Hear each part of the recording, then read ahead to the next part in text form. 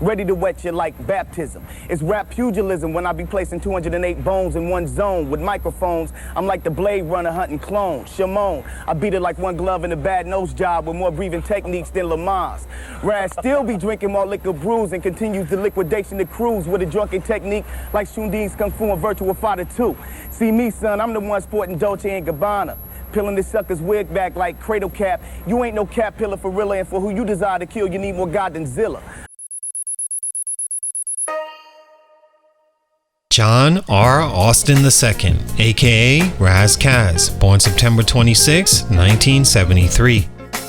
Becoming a rapper is and has always been one of the more saturated and difficult to break into industries for whoever dare to attempt. On top of that, the career span of rappers are not promised and almost like running backs in football, short-lived and can be here today, gone tomorrow. The reason that is because unlike most corporate jobs, your talent doesn't always matter in this arena.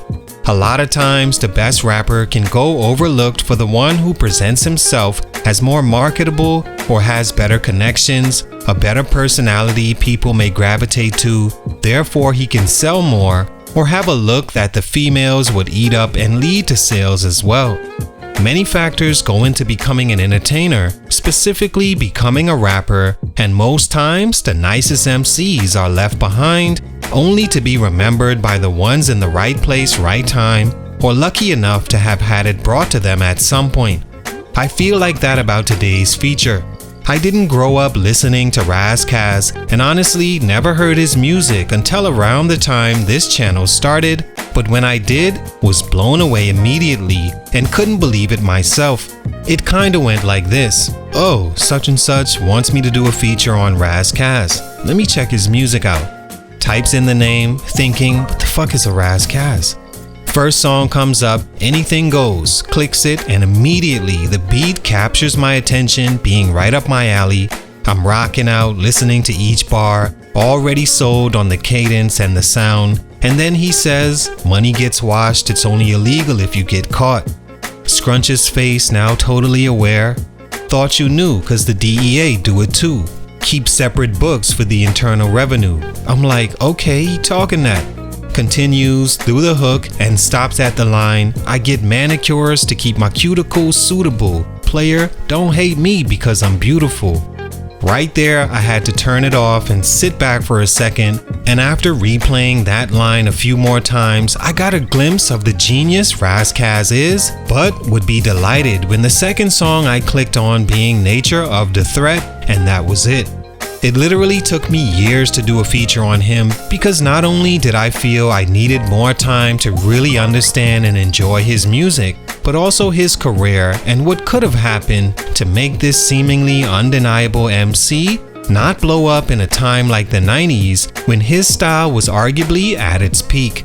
After research and more enjoying the stories of his career mostly told by himself, I feel for these reasons this West Coast genius was unfortunately forgotten as time went on. What happened? Salute to Twin on IG for this request. It's your boy JC Stunted Growth Music. Scatter, man. Take a minute to like, subscribe, and comment on who I should do next. RAS KASS is a rapper, songwriter, and record producer from Carson, California, Watts to be exact, that grew up a hip-hop fan around the gangbanging in his neighborhood, but never taking part in it, although his rap sheet suggests he had his fair share of run-ins with the law. In '94, he released Remain Anonymous, a promotional single that caught the eye of The Source magazine, that featured him in the hip-hop quotable section and led to a deal with Priority Records. His Ethiopian stage name derives from Emperor Yohannes the IV, and he drew inspiration not just from West Coast artists like Ice Cube and NWA, but heavily influenced and intrigued by East Coast artists like Nas, Jay-Z, KRS One, Rakim, RZA, and the list goes on. With his lyrical ability, he was embraced by the East Coast all the same, and to this day, his wordplay from over 20 years ago still has the same razor-sharp impact it had back then on new listeners. Stunt number 1, Promotion halted. For anyone familiar with RAS KASS' musical journey, you remember his extensive battle with his own label Priority Records and how they didn't see eye to eye with the artist he was trying to be. While he took pride in his lyrical ability and focusing on making the best hip-hop track he could, Priority only cared about whether whatever he came up with could sell or not, and rightfully so on both sides. As a rapper, your job is not just to network, make connections, and put out respected hip-hop. You also have to keep in mind, can it sell or not? I think that exact sentence right there is what RAS KASS nor his fans ever realized. When 96 came and it was time to prepare an album, he focused heavily on putting out the most lyrically respected record, first with the single Anything Goes, produced and written by RAS himself, that was smooth enough for radio, but not enough to help the MC break into the mainstream side of hip-hop. It peaked 20 on the hip-hop rap singles, followed by the album title track Soul on Ice that peaked at 22 on the same charts, and neither managed to push him to the level of his peers that year like Biggie, Jay-Z, and others. Lyrically, the album was nearly flawless and respected in hip-hop as one of the best and most pure hip-hop pieces of work ever released. The Source magazine as well as Stylist magazine agreed to just as much, calling it next level and full of awe and skill. Of his catalog, Soul on Ice is held as by far his most outstanding piece of work. But for whatever reason, the label just couldn't sell the record. He wasn't able to recoup from the budget for the album, and not long after its release, the label discontinued promoting it. Without promotion in those times, the album went forgotten. Stunt number 2, No Dre, No Date. After a disappointing debut that was ultimately shelved by his label, RAS decided to put a lot more into his sophomore album, Rassination.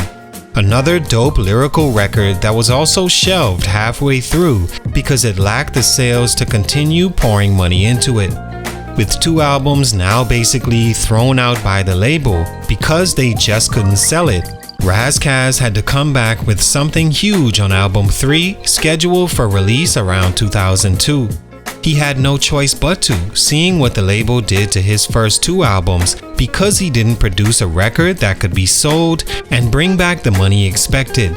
His 3rd album, Golden Child, was his next focus, and the label Priority got hyped after hearing he had a record produced by Dr. Dre that also had Busta Rhymes on the hook. So once again, they opened the budget, and then he catches a DUI case and has to report to jail in a year and a half. No worries, enough time to complete the album and even promote it a bit before turning himself in. Also, with it having a Dr. Dre track featuring Busta Rhymes, also Kanye West, and Premier produced tracks, the album would promote itself. According to RAS, this was his lyrical record that would also be able to sell. The label forces his A&R to give them the hard drive with the Dr. Dre song, as they wanted to release it and start promoting it, but RAS wanted to hold it back and release it as a second single, so Priority decided not to release the album altogether. He went up to the office and took the hard drive back, and from there, Priority deaded the album, and eventually RAS KASS was released. Golden Child would never come out. Stunt number 3, Failed Opportunities. At the end of the day, after reviewing RAS KASS's career, you realize how many opportunities he had that he let slip through his fingers by either going to jail for too many minute reasons in his control or out, like the extensive amount of DUIs and tumultuous relationship with his label, and not taking advantage of opportunities when they were right in front of him. One of the biggest examples of that was when he linked with Jay-Z to help Jay start his Rockefeller West endeavor, hoping RAS would head it, seeing as he had the lyrical ability and respect among his peers as an MC. He flew RAS to New York to stay with him and work on music, and on one fateful night in the club in 1997, he and Jay were front and center when beef began to brew. RAS admits to getting nervous and over drinking the Hennessy they had laid out.